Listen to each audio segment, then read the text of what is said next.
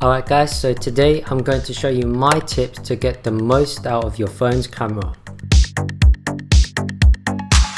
So before we start, I just want to say that some of these tips may apply to iOS users, but some tips may also apply to Android users. Alright, so the first tip is going to be accessing your phone's camera while the phone is locked. In order to do this, you need to swipe from the right side of the screen and that should open up the camera.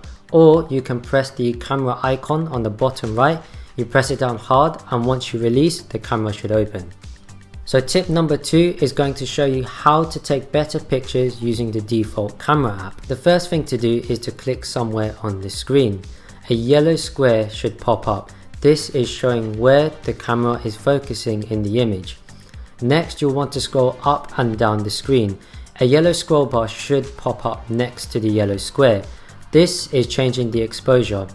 Once you get good at these two steps, you should be able to take pretty good photos with your phone. This also applies to other phone brands. The same sort of steps are there for different phones, so it should be pretty easy to follow on with this as well. Okay, so the third tip is going to be editing your photos.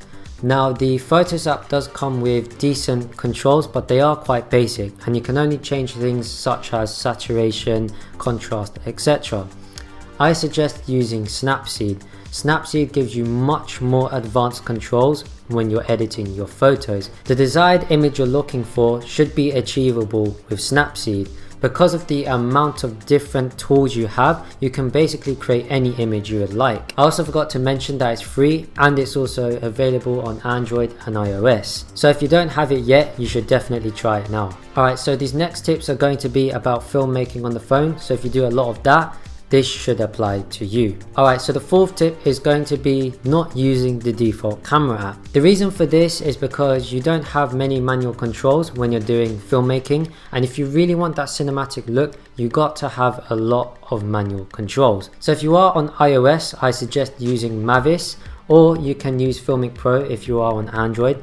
Both of these apps are very good. It allows you to have a lot of manual controls and you can change a lot of things such as shutter speed, ISO. You also have scroll wheel, so you can change the focus with an actual scroll wheel. You also have a lot of different formats such as 60 frames per second, 120 frames per second, and you can choose 1080p, 4K. You have a lot of different options and that's very important when you're doing cinematic filmmaking. The one I use is Mavis because I own an iPhone and I've been using Mavis for quite a long time now. Pretty much every video on this channel is using Mavis on the iPhone. It's free, so you should try it out, but if you want more controls, then you will have to buy the in-app purchases for stuff like 4K 60 frames per second. If you are an iPhone user and you do filmmaking, I do highly suggest using Mavis. Okay, so tip number 5 is going to be investing in a phone rig. Now if you don't know what a phone rig is, it's basically a holder that allows you to grip your phone much easier. What this allows you to do is to get much more smoother shots since you're not holding your phone in an awkward way when you're filming. This one I'm using is the Ulanzi phone rig. It comes with many shoe mounts, so you can attach a microphone, a light. It also comes with a tripod screw, so you can also attach it to a tripod if you wish.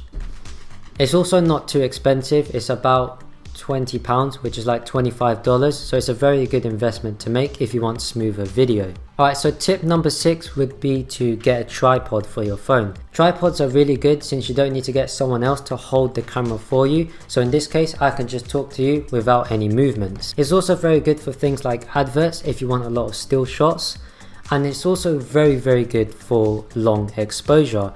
For long exposure, you need to make sure that you keep the camera very still, and tripods allow you to do that. It's also good for macro shots. The reason for this is because macro shots are extremely zoomed in, so any small movements will be seen in the shot. The tripod I'm using is the Amazon Basics tripod.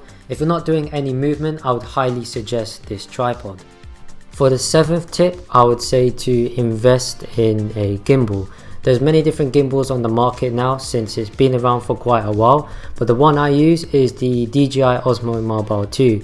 It works very well, it is extremely good for cinematic shots with your phone, and it just basically eliminates any movement regardless if you're running or walking. or if you're shaking the gimbal, it is going to eliminate any shake. So buying a gimbal would be a really good investment to really up your filmmaking game. Okay, and the final tip would be to invest in lenses. This isn't a necessary tip, but it's a pretty good investment if you can get some lenses. The reason for this is because in 2020, lenses for phones has advanced a lot. There are many lenses out there for phones. You can get anamorphic lenses, wide angle lenses, macro lenses. Basically, it's just never ending now. So if you look at my Seiko video that I recently done, I used a lot of macro shots there, and that's what makes it stand out as opposed to someone just using their normal phone.